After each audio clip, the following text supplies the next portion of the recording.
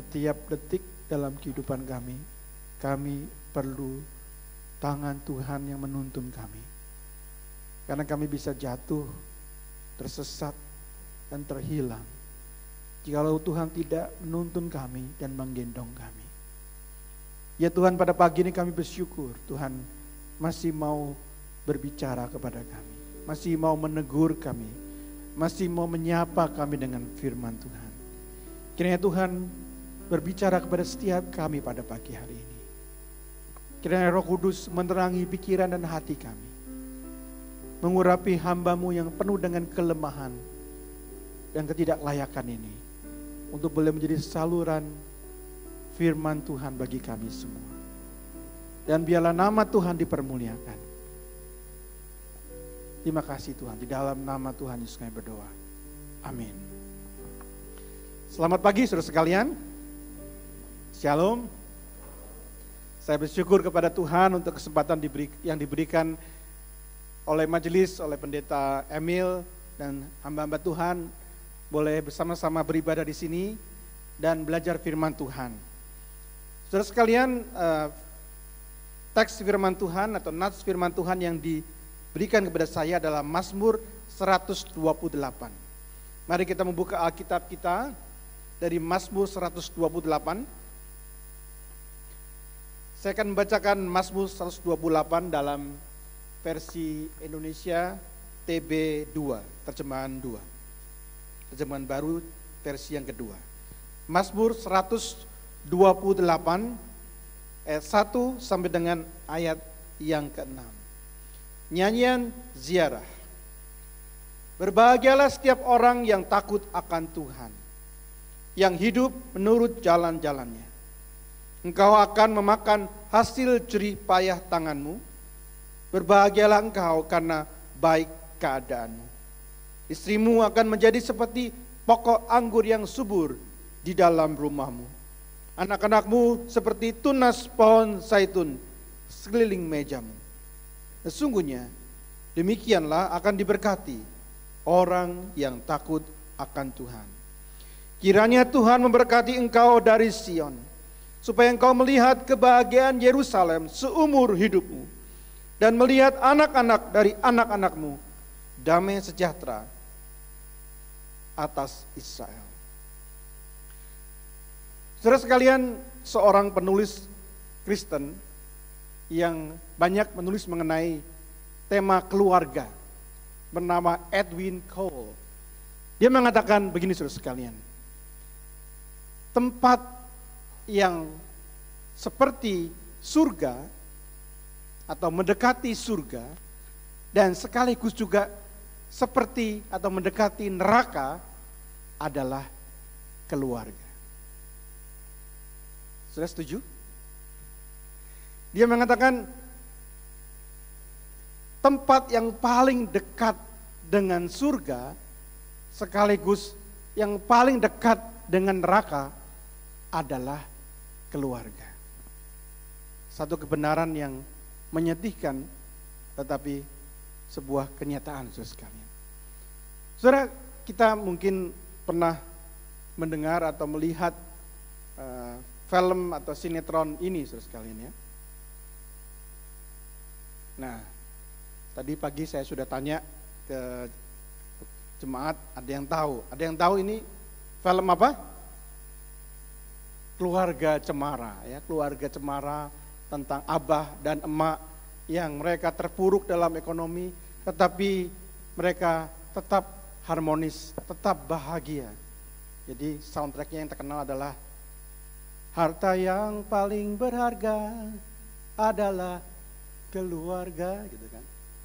Saudara, kalau keluarga itu harmonis, kalau keluarga itu bahagia, kalau hubungan antara suami istri, anak-anak itu baik, maka ini menjadi tempat yang paling indah, menjadi tempat yang paling baik, menjadi harta yang paling berharga. Tidak peduli apakah rumah kita rumah yang sederhana atau rumah yang bertingkat 5 atau punya fasilitas yang mewah. Kita pernah mungkin mendengar satu istilah yang bernama atau disebut berbunyi home sweet home. Istilah ini agak Susah kalau terjemahkan dalam bahasa Indonesia ya, rumah manis rumah. Apakah rumahnya terbuat dari gula-gula atau terbuat dari gingerbread gitu ya. Bukan sama sekali. Artinya adalah rumah adalah tempat yang paling indah. Kita mungkin pernah pergi ke tempat-tempat yang lain di seluruh dunia, tempat-tempat yang indah, tetapi biasanya kalau kita pulang liburan, kita pulang ke rumah rasanya sebetulnya ini yang tempat yang paling indah, bukan? Tetapi saudara sekalian sebaliknya, ada juga rumah yang seperti mendekati neraka.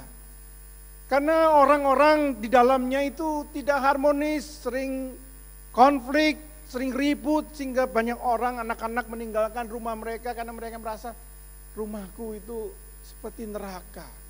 Lebih baik ke tempat yang lain daripada pulang ke rumah.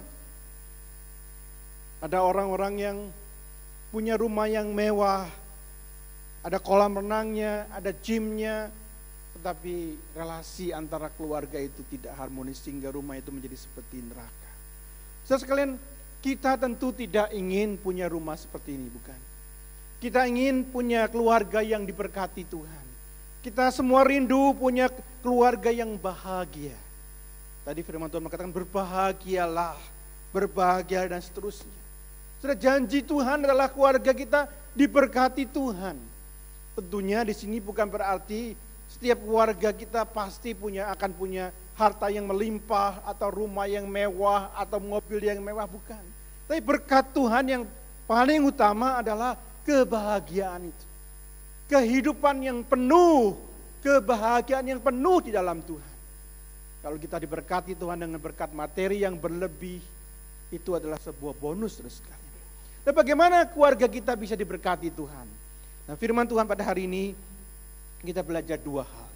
Yang pertama, keluarga yang diberkati Tuhan adalah keluarga yang mengundang Tuhan bukan menjadi hanya bagian dari keluarga itu, tetapi menjadi pemimpin di keluarga itu. Saudara, Mazmur 128 adalah bagian dari Mazmur 120 sampai 134 yang disebut dalam terjemahan Indonesia sebagai Mazmur Ziarah. Atau bahasa Inggrisnya adalah Psalms of Ascent. Kalau saya terjemahkan adalah secara harafiah atau secara bebas adalah Mazmur pendakian. Ascent itu naik ke tempat yang tinggi, mendaki ke tempat yang tinggi. Sudah ada banyak penjelasan mengenai apa sebetulnya arti Mazmur pendakian atau Mazmur Ziarah ini. Tetapi salah satu penjelasan yang menurut saya masuk akal adalah Mazmur ini pada waktu itu dinyanyikan oleh bangsa Israel pada waktu mereka kembali dari pembuangan. Mereka dijajah, mereka dibuang ke Babel selama 70 tahun. Dan mereka ingin sekali pulang. Mereka setiap hari menanti-nantikan saat mereka kembali ke tanah perjanjian itu. Tanah yang mereka miliki, tanah yang menjadi tempat kediaman mereka. Dan ketika mereka dalam perjalanan yang panjang, waktu itu belum ada pesawat terbang, mobil, mereka berjalan mungkin berbulan-bulan. Dalam setiap perjalanan itu mereka nyanyikan mazmur-mazmur ini. Sambil mereka melihat ke Yerusalem, sambil mereka memandang ke Gunung Sion Tuhan. Karena Yerusalem tempat yang tinggi, mereka mendaki, mereka melihat dan mereka menanti-nantikan saat dimana mereka kembali ke sana. Bukan hanya mereka ingin kembali pulang ke rumah, seperti kita kalau sudah menempuh perjalanan yang jauh, perjalanan bisnis mungkin jauh dari keluarga, rasanya ingin sekali cepat-cepat pulang. Tapi mereka ingin berdiam di Yerusalem. Kan di sanalah Tuhan Allah itu berdiam. Ketika mereka berbuat dosa, mereka menyembah kepada dewa-dewa bangsa-bangsa lain, mereka dibuang jauh dari Yerusalem. Mereka dibuang jauh dari tempat di mana Allah itu berdiam. Sehingga mereka ingin kembali lagi ke Yerusalem. Mereka ingin lagi kembali bersama-sama dengan Tuhan. Mereka ingin lagi kembali berdiam di tempat di mana Tuhan itu ada. Oleh sebab itu saudara sekalian, Mazmur 128 ini memiliki sebuah puncak atau klimaks dari ayat yang kelima sampai dengan ayat yang keenam. Kiranya Tuhan memberkati engkau dari Sion. Sion itu Yerusalem. Supaya engkau melihat kebahagiaan Yerusalem seumur hidupmu. Supaya engkau melihat anak-anak dari anak-anak. Saudara, inilah harapan mereka. Mereka bernyanyi, mereka menempuh perjalanan yang jauh, mereka capek, mereka lelah, tapi mereka excited karena mereka ingin melihat Yerusalem. Mereka ingin tinggal di Yerusalem. Mereka ingin diam di tempat di mana Tuhan itu ada. Saudara, keluarga yang diberkati Tuhan adalah keluarga yang pertama-tama mengundang Tuhan itu menjadi bagian dari keluarga kita. Tuhan bukanlah hanya menjadi tamu atau bahkan menjadi orang asing dari keluarga kita, tapi Tuhan menjadi bagian dari keluarga kita. Saudara, banyak orang Kristen yang memisahkan antara hal yang rohani, hal yang spiritual dengan hal yang bukan rohani. Kalau pelayanan di gereja, jadi majelis, jadi WL atau pelayanan yang lain itu hal yang rohani. Tetapi kalau hal yang bukan berkaitan dengan pelayanan, keluarga kita, keuangan kita, pendidikan kita, sekolah kita, pekerjaan kita, Tuhan gak usah ikut-ikutan dah. Pokoknya kan saya sudah memberikan waktu saya hari Minggu, saya berbakti, saya melayani atau hari-hari yang lain. Tapi di luar itu adalah urusan saya pribadi. Sekalian ada sebuah perkataan yang mengatakan, if God is not our Lord of all, He is not the Lord at all. Kalau Tuhan itu, Allah itu bukan Tuhan atas semuanya, segalanya atas kehidupan kita, dia bukan Tuhan sama sekali. Kalau ada bagian dalam kehidupan kita yang masih kita simpan, masih kita urus sendiri, masih kita kontrol sendiri, masih kita atur sendiri, tanpa Tuhan itu kita persilahkan untuk mengatur hidup kita, termasuk keluarga kita, maka dia bukan Tuhan atas hidup kita.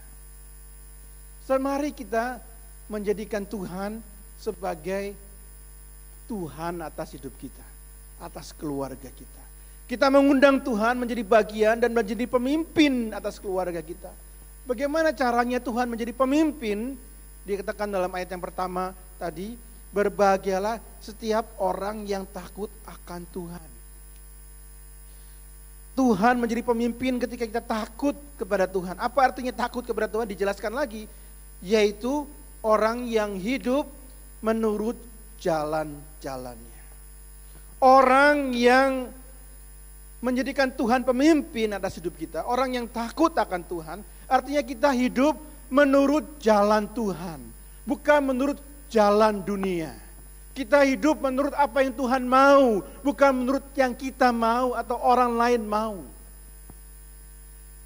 Seperti Mazmur yang pertama, ayat yang pertama sampai ketiga mengatakan, orang yang tidak berjalan menurut ajakan orang fasik, yang tidak berdiri di jalan orang berdosa, dan yang tidak duduk di komplotan pencemooh, tetapi yang kesukaannya ialah Taurat Tuhan.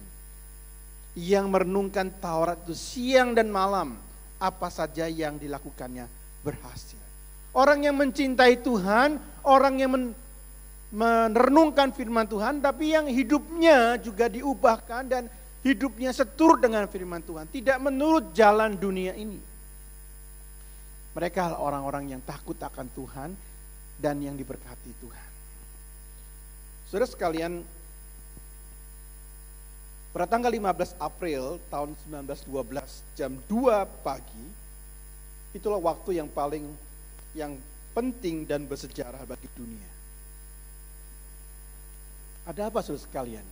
Karena pada waktu itu ada sebuah kapal yang besar dan mewah yang bernama Titanic menabrak gunung es dan kemudian menyebabkan 1.502 penumpang dan awaknya tenggelam dan meninggal dunia.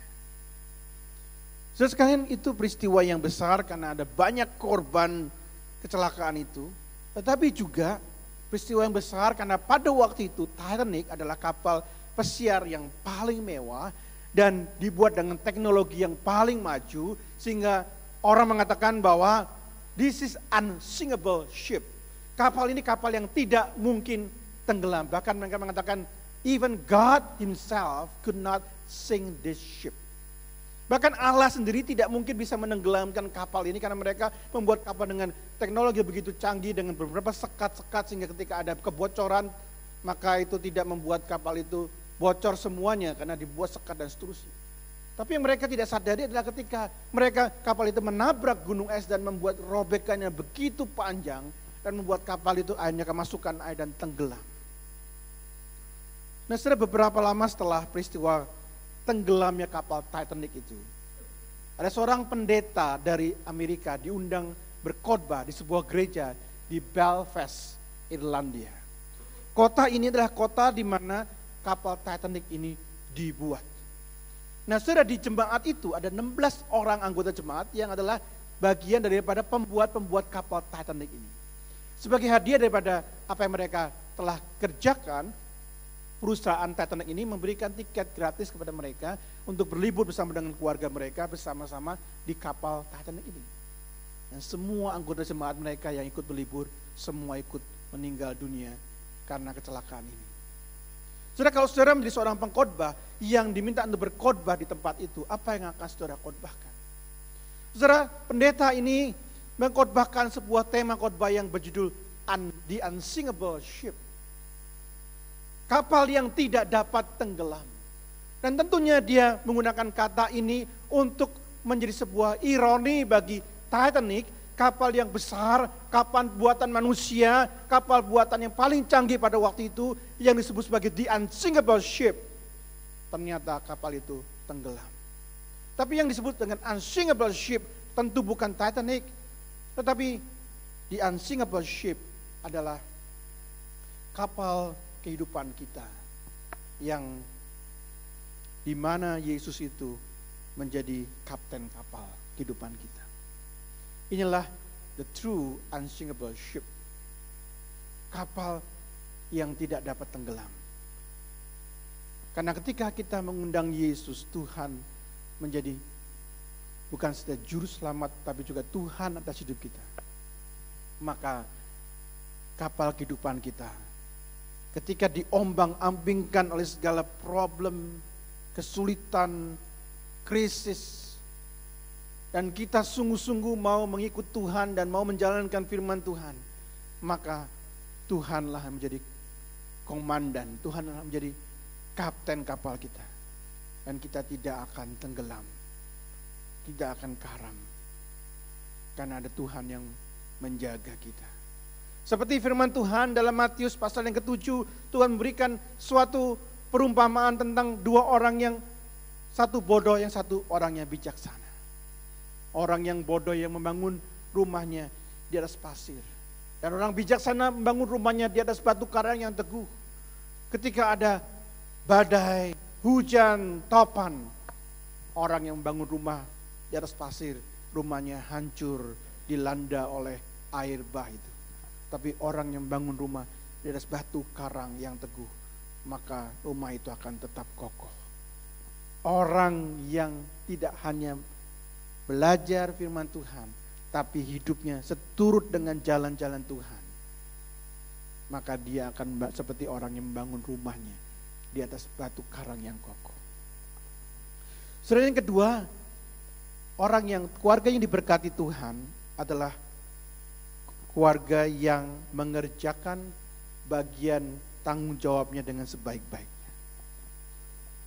Keluarga yang mengerjakan bagian tanggung jawabnya dengan sebaik-baiknya. Mazmur 128 ayat yang kedua mengatakan, engkau berbahagialah orang yang takut akan Tuhan dan menuruti jalan-jalannya, karena engkau akan memakan hasil jerih payah tangannya. Saudara, berkat Tuhan akan selalu mengikuti orang-orang yang takut akan Tuhan dan hidup menurut jalan-jalannya, tetapi dengan sebuah syarat. Syaratnya adalah kita sungguh-sungguh melakukan tanggung jawab kita dengan sebaik-baiknya. Makanya dikatakan orang yang berjerih lelah akan melihat hasilnya. Tapi kalau orang itu tidak pernah berjerih lelah, ongkang-ongkang kaki, berpangku tangan, tidak bekerja dengan sebaik-baiknya, maka berkat Tuhan tentu tidak akan menghampiri mereka.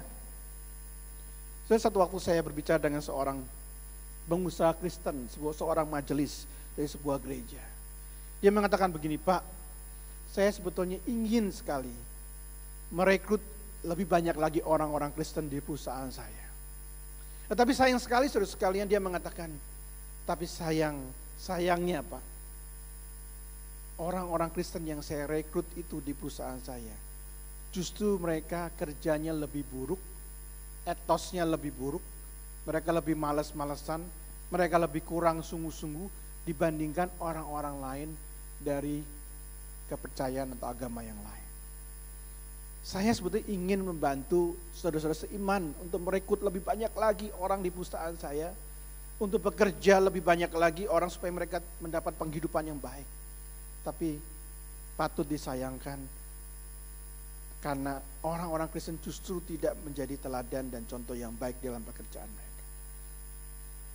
Saya percaya di tempat-tempat yang lain, di sini juga saudara-saudara bekerja dengan sebaik-baiknya. Tapi amat sangat disayangkan di perusahaan itu, orang-orang percayanya justru tidak menjadi teladan, justru mereka tidak kerja dengan mati-matian, dengan sungguh-sungguh, bahkan lebih buruk daripada orang-orang yang tidak mengenal Tuhan.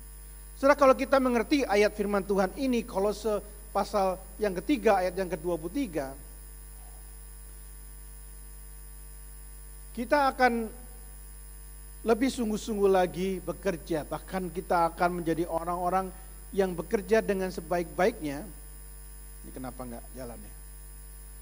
Karena firman Tuhan mengatakan, apapun juga yang kamu perbuatlah dengan segenap hatimu seperti untuk Tuhan dan bukan untuk manusia. Saudara, kalau orang Kristen memahami firman Tuhan ini, tentunya dimanapun kita berada, apapun profesi kita, apa kita sebagai seorang pekerja, seorang guru, seorang pelajar, seorang mahasiswa, bahkan seorang ibu rumah tangga, apapun kepercayaan, panggilan, pekerjaan yang Tuhan percayakan buat kita, kita akan mengerjakan dengan sebaik-baiknya. Bahkan kita punya etos kerja, kita punya satu performance yang lebih baik daripada orang-orang yang lain. Karena kita paham bahwa hidup kita telah ditebus oleh Tuhan, dan hidup kita bukan lagi milik kita, dan Tuhan kita bukan lagi diri kita, Tuhan kita bukan bos kita, Tuhan kita bukan atasan kita, tetapi Tuhan kita adalah Tuhan sendiri. Dan kita mengerjakan segala sesuatu untuk Tuhan, bukan untuk manusia. Beberapa hari yang lalu saya mendengarkan sebuah podcast yang mewawancari seorang pengusaha Kristen. Dia adalah seorang pengusaha yang bergerak di bidang jual kopi, coffee shop dan roastery. Roastery itu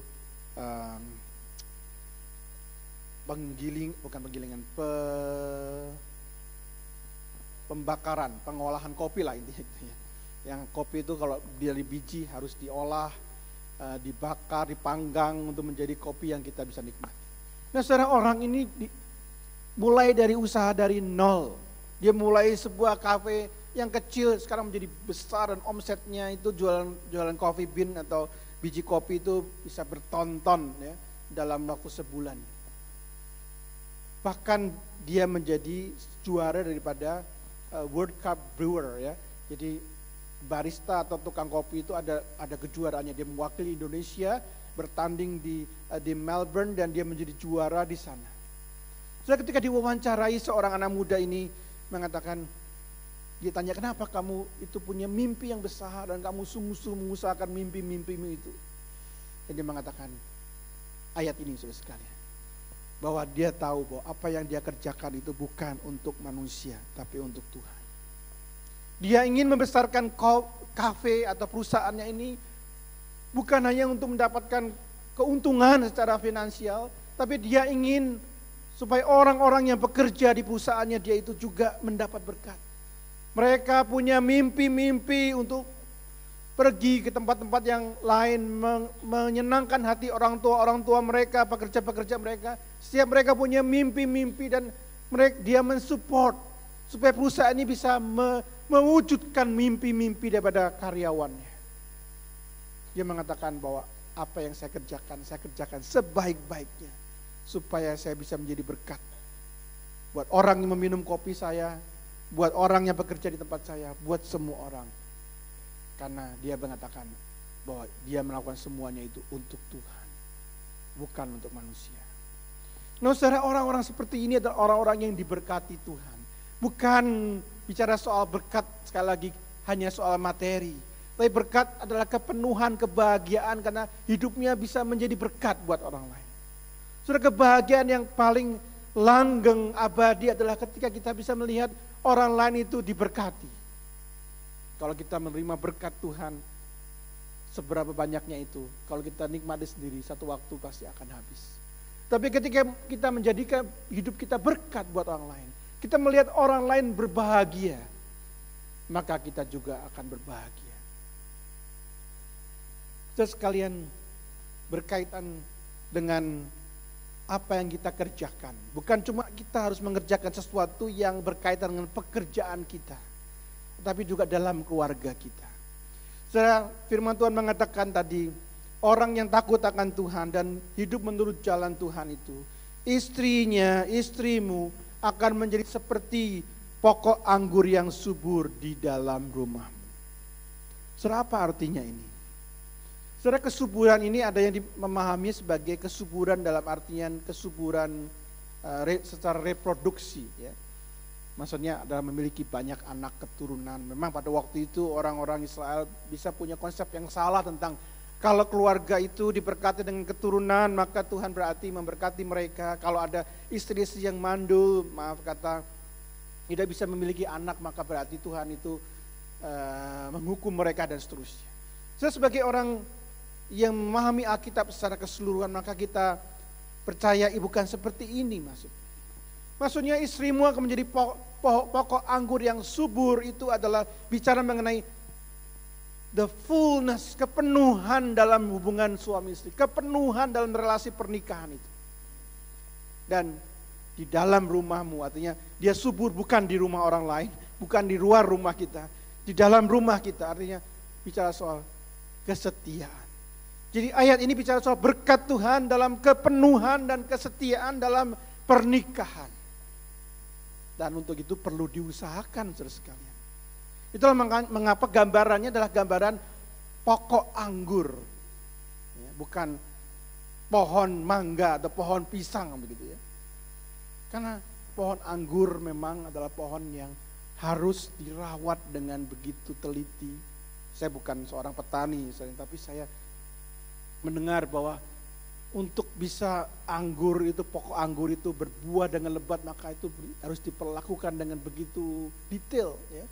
Dipotong ranting-rantingnya supaya gizi atau nutrisi daripada pohon itu bisa menjadikan buah-buah yang lebat dan seterusnya.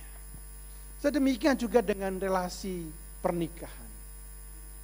Relasi pernikahan perlu effort, perlu ada cost, perlu ada usaha yang kita lakukan setiap hari dengan telaten untuk menumbuhkan, untuk mengembangkan sebuah pernikahan yang baik. Pernikahan yang membahagiakan. Terus sekalian, salah satu cara yang kita bisa lakukan untuk memelihara pernikahan kita adalah kita membina komunikasi yang sehat sebagai suami istri. Nah, saudara sekalian, para ahli pernikahan mengatakan salah satu masalah terbesar di dalam pernikahan itu adalah silent husband, atau suami-suami yang diam. Nah, saudara, suami-suami ini kita ini kalau sudah kerja di rumah, di perusahaan, di kerjaan kita banyak masalah, banyak pergumulan, mungkin ada konflik, mungkin target yang tidak tercapai, ada masalah ini itu. Seringkali kita pulang ke rumah itu kita enggan bercerita kepada istri kita. Ya. Mungkin kita berpikir istri kita juga sudah punya masalah sendiri, mereka juga sudah sibuk. Jadi kalau kita cerita mungkin takut membebani. Atau mungkin kita berpikir, istri saya juga gak akan mengerti masalah saya.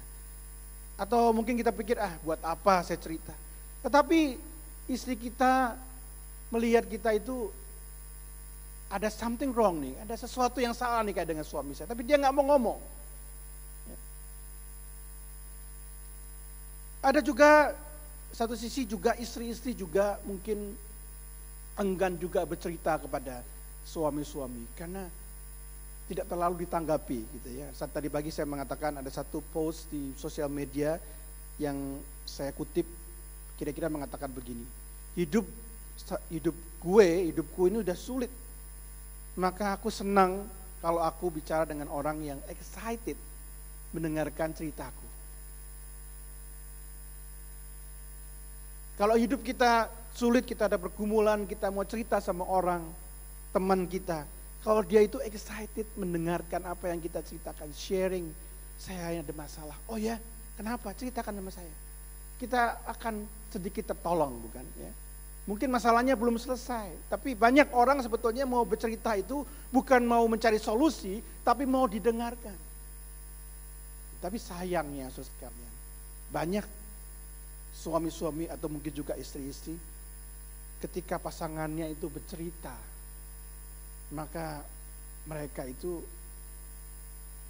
ogah-ogahan gitu mendengarnya. Mungkin sambil lihat TikTok atau scrolling Instagram atau lihat TV atau apa, atau bahkan mungkin ya udahlah saya udah capek, nanti aja ceritanya dan seterusnya. Mungkin kadang-kadang kita mau cerita juga harus tahu timing yang tepat begitu ya. Nah saya pun pernah gagal dalam hal ini ya. Karena seringkali saya tidak terlalu sabar untuk mendengarkan istri saya cerita. Sebelum dia selesai saya sudah potong, oh maksud gini aja deh. Padahal sebetulnya yang diinginkan oleh para istri adalah kita dengarkan dulu lah. Being a good listener. Sudah seringkali kita tuh kalau sama teman kita lebih empati sama mereka ya. Kalau ada sohib kita, teman kita cerita, sharing tentang pergumulannya dia, kita sungguh-sungguh mau mendengarkan. Ya, gimana? Kenapa begini? Coba yuk kita ngobrol, kamu cerita. Tapi sama pasangan kita justru seringkali kita tidak seempati. Kita tidak menjadi pendengar yang baik untuk mereka. Satu waktu istri saya dengan menangis dia mengatakan, kamu tahu nggak, saya sudah sejak sekian tahun ini saya tidak lagi mau cerita kepada kamu. Ada apa saya telan sendiri, ada apa saya atasi sendiri, pokoknya saya nggak mau cerita. Memang hari ini saya cerita karena sudah nggak kuat lagi. Kenapa? Karena setiap kali saya cerita, kamu tuh nggak mendengarkan. Kamu punya pemikiranmu sendiri, kamu mengatakan dan memotong, belum selesai sudah dipotong, habis itu kamu ngomong sesuatu yang menjadi pemikiran kamu tidak berempati, kamu tidak mencoba untuk mengerti perasaan saya. Saudara, saya begitu sedih, saya menangis, saya minta maaf, saya katakan sorry. Sorry untuk sekian tahun yang sudah membuat hatimu begitu sakit. Dan sejak itu saya berjanji untuk saya mendengar. Being a good listener. Dengerin dulu. Sebelum ngomong, sebelum mikir, sebelum apa-apa, mendengarkan dulu. Nah, saudara, ini perlu effort, saudara. Perlu usaha, perlu jerih lelah, perlu kerja keras supaya membangun sebuah relasi suami istri yang diberkati Tuhan. Saudara, kalau kita naik pesawat seringkali kita mendengarkan pengumuman ya, kalau ada masker oksigen yang turun ya kan. Siapa duluan yang, kalau kita dengan anak maka dikatakan siapa duluan yang harus pakai masker oksigen? Anak atau orang tua? Orang tua terlebih dahulu ya. Mungkin kalau kejadiannya beneran seperti itu kita akan panik ya, kita cenderung untuk menolong anak kita terlebih dahulu. Karena anak kita udah mulai sesak napas atau apa. Tapi prinsipnya adalah kita tolong kita dulu supaya kita bisa menolong anak kita terlebih kemudian, gitu kan? Kalau anaknya kita tolong anak kita pingsan, kita nggak bisa nolong anak kita. Demikian prinsip dalam hubungan suami istri, ya kan? Tiang penyangga keluarga itu adalah suami istri.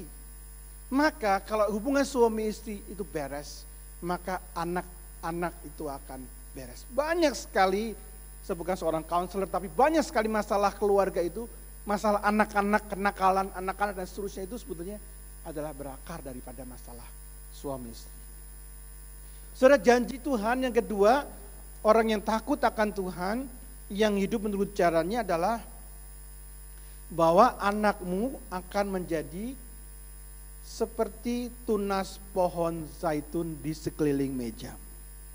Nah, saudara, Pohon zaitun ini pohon yang banyak gunanya. Kalau dulu waktu saya pramuka, saya dikatakan kenapa lambang pramuka itu pohon kelapa, atau tunas kelapa. Ya, tunas menunjukkan anak yang muda yang akan jadi besar.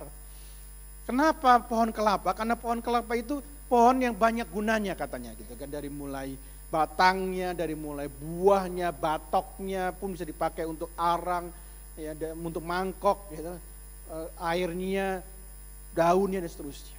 Saudara, pohon zaitun juga pohon yang multiguna. Dari mulai batangnya yang besar bisa dipakai untuk bangunan, dari mulai daunnya, buahnya.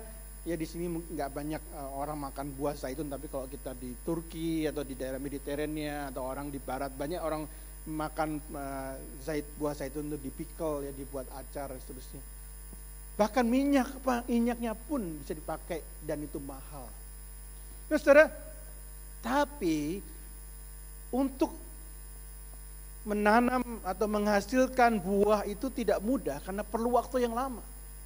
Memang merawatnya tidak sophisticated, tidak complicated pohon anggur, tetapi untuk sebuah pohon zaitun itu dari mulai ditanam sampai dia bisa berbuah perlu waktu 10 sampai 12 tahun.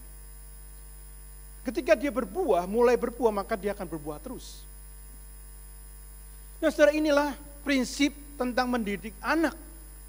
Yaitu memang untuk mempersiapkan anak kita untuk menjadi dewasa, menjadi pohon zaitun yang berbuah, perlu waktu yang panjang.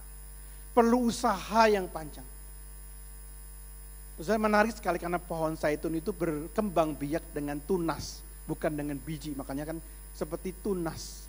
Tunas itu adalah seperti kopi daripada pohon induknya. Jadi tunas-tunas itu punya sifat-sifat yang sama dengan induk pohon itu. Kalau pohon zaitunnya itu baik, menghasilkan buah yang baik, subur, maka tunas-tunas itu akan menjadi tunas-tunas yang baik. Nah, saudara, punya anak-anak juga itu seperti kita nggak mungkin bisa mencetak mereka, tapi kita berusaha untuk bisa menjadi teladan buat mereka supaya anak-anak kita itu bisa meniru kita, bukan cuma mukanya yang mirip dengan kita atau perawakannya atau gayanya, tapi juga iman yang kita miliki boleh diturunkan. Dan itu perlu usaha yang tidak mudah. Nah, saudara, ada sebuah film yang dibuat berdasarkan novel yang berjudul Sabtu Bersama Bapa. Ya, tadi pagi saya tanya, nggak ada yang pernah lihat atau membaca novel ini. Hari ini apakah ada yang pernah membaca atau melihat film ini atau membaca novel ini? Nggak ada juga ya. Oke. Nah, saudara, ini cerita tentang seorang bapak yang bernama Bapak Gunawan. Bapak ini seorang yang sangat teliti dalam merencanakan banyak hal. Keuangan keluarga dan seterusnya. Satu waktu dia didiagnosa menderita satu kanker yang ganas, sudah stadium akhir dan hampir meninggal dunia. Dikatakan oleh dokter hidupnya tinggal berapa bulan lagi. Nah, saudara sekalian, Bapak Gunawan ini kemudian berpikir apa yang dapat dia lakukan. Kalau soal keuangan dia sudah pikirkan investasi dan seterusnya untuk menjaga, memproteksi keluarganya, istrinya terutama yang akan bekerja sendirian nanti menjadi seorang single parent. Tapi anak-anaknya masih kecil-kecil. Untuk keuangan dia tidak terlalu khawatir, tapi bagaimana saya bisa mendidik anak-anak saya masih kecil-kecil ketika saya tidak ada lagi. Maka dia berpikir, akhirnya dia menemukan sebuah ide. Dia membeli sebuah handycam dan dia merekam pesan-pesan untuk anak-anaknya. Jadi dia sudah hitung kalau dia meninggal tanggal sekian, tahun sekian, maka pesan itu akan didengarkan oleh anak-anaknya. Dari mulai anaknya sekarang sampai mereka dewasa. Maksudnya menikah, ya, membuat sudah mandiri begitu. Jadi setiap Sabtu anaknya akan melihat rekaman pesan dari ayahnya. Halo anak-anakku, namanya Saka dan Cakra. Ini papa, kamu sekarang umur sekian. Pesan papa, jangan lupa begini. Dia cerita dulu waktu masih muda. Ya, jangan ikutin saya, kesalahan papa dulu begini dan seterusnya. Sampai anaknya dewasa. Jadi setiap Sabtu dia sudah hitung pada waktu ini rekaman untuk anaknya umur berapa, apa pergumulannya, apa yang bisa diantisipasi untuk mengatasi masalah itu. Nah saudara, ini hanyalah sebuah film atau sebuah novel. Tentunya saya belum pernah mendengar ada orang yang seperti ini dalam kehidupan real, ya, nyata. Tapi saudara, kita sekarang ini masih diberikan kesempatan untuk bersama-sama dengan anak-anak kita. Atau mungkin saudara belum berkeluarga, merencanakan untuk berkeluarga. Saudara, kita masih punya kesempatan bersama-sama dengan mereka. Mari kita pakai kesempatan ini untuk mendidik mereka di dalam Tuhan. Untuk menjadikan anak-anak kita juga takut akan Tuhan. Sehingga keluarga kita menjadi keluarga yang diberkati oleh Tuhan. Nah saudara, ada dua hal kiat atau tips untuk mendidik anak di dalam Tuhan. Banyak sekali saudara bisa cari, tapi saya hanya mau menekankan dua hal. Yang pertama adalah kita mesti menyediakan waktu kita dengan anak. Nah saudara sekalian, banyak keluarga itu sebetulnya ada tinggal bersama-sama dalam satu rumah, tetapi mereka tidak bersama-sama. Ya, kan kita tahu itu semua bahwa itu adalah karena masalah gadget. Ya. Tinggal sama-sama, makan sama-sama, tapi tidak bersama-sama karena masing-masing sebetulnya sedang melihat, menonton, message, WA dan seterusnya dengan orang lain. Saudara, mari kita coba konsisten, ya. Dalam keluarga kami memang anak saya masih 10 tahun, jadi kami memang belum memberikan anak saya gadget, HP. Teman-temannya sudah ada yang pakai, dia kadang-kadang tanya kenapa, kapan saya mendapatkan HP. Kami katakan kami merasakan belum siap, ya. Jadi kami rasa kamu belum waktunya sekarang. Ya. Tapi ketika kami makan bersama, kami komit, ya, kami tidak pegang HP, kita bisa berbincang-bincang. Kalau weekend kami meluangkan waktu bersama-sama. Kadang-kadang ya seringkali bukan pergi keluar restoran makan di luar, tapi lebih banyak di rumah. Kami main game board, main Uno, kita beli banyak permainan-permainan yang bisa dimainkan bersama. Anak saya sudah mulai pra-remaja, jadi saya harus menyediakan banyak waktu untuk dia bisa cerita. Ya. Satu waktu dia bilang begini, saudara sekalian, apa bedanya agama Kristen dengan agama yang lain? Disebutkan sebuah agama yang kita tahu agama mayoritas di negara kita. Dia bilang begini, kenapa saya harus jadi orang Kristen? Kalau misalnya saya dilahirkan dalam keluarga agama itu, bukankah saya pasti juga beragama itu? Apa bedanya dengan agama kita? Nah saudara, ini pertanyaan yang sulit untuk saya jawab untuk anak umur 10 tahun ini. Tapi saya bersyukur dia bertanya. Ini banyak sekali pertanyaan, di salah satunya misalnya yang membuat saya kaget. Tapi kalau saya tidak pernah meluangkan waktu bersama dengan dia, atau saya tidak pernah mau mendengarkan dia, ya, memberikan ruang untuk dia bisa bicara, saya ada tapi saya sibuk dengan gadget saya, maka tidak mungkin dia juga punya waktu untuk bertanya kepada saya, dan saya tidak punya kesempatan juga untuk menjelaskan kepada dia. Makanya waktu itu penting, quality time itu penting, dan itu perlu effort, perlu kerja keras, jerih lelah untuk bisa mendidik anak-anak kita. Yang kedua, kita memberikan otoritas dengan menjadikan hidup kita teladan. Anak itu bukan belajar dari textbook, dari buku untuk menjadi orang-orang yang beriman, yang takut kepada Tuhan. Tapi mereka melihat. Nah saudara, ada sebuah ilustrasi tentang parenting funnel. Funnel itu kayak apa sih namanya kalau bahasa Indonesia? Kalau kita memasukkan air dari ember atau tempat lain ke dalam botol, kita perlu corong ya. Corong menjadi orang tua, ya, parenting. Parenting funnel itu dimulai dari kecil, ya, kecil di bawah. Artinya ketika anak itu masih umur 0 sampai 5 tahun, dia punya kebebasan, freedom itu sedikit. Kita lebih banyak punya otoritas. Misalnya kita berikan kebebasan dia untuk memilih pilihan-pilihan yang memang terbatas. Ya misalnya kamu mau makan apa, mau beli apa, es krim itu rasa apa, vanila atau apa. Tapi kita tidak memberikan kebebasan yang terlalu besar untuk anak umur 0 sampai 5 tahun. Karena disitulah kita memberikan disiplin buatnya. Ini yang boleh, ini yang nggak boleh. Dan juga dengan teladan tentunya. Kalau kita bilang nggak boleh ini, ya, maka kita juga harus memberikan contoh buat mereka. Semakin besar, semakin kebebasannya semakin besar. Anak umur 6 sampai 12 tahun, maka kita berusaha untuk dari established authority menjadi hard training, menjadi kita melatih mereka. Oke, sekarang kita coba, ya. Setelah kita ajar 0 sampai 5 tahun ini boleh, ini nggak boleh, kita coba dia sekali-sekali diberikan tanggung jawab yang lebih besar. Sampai dia remaja, kita mulai membuilding trust and relationship. Tentunya building trust mulai dari kecil, tapi anak remaja perlu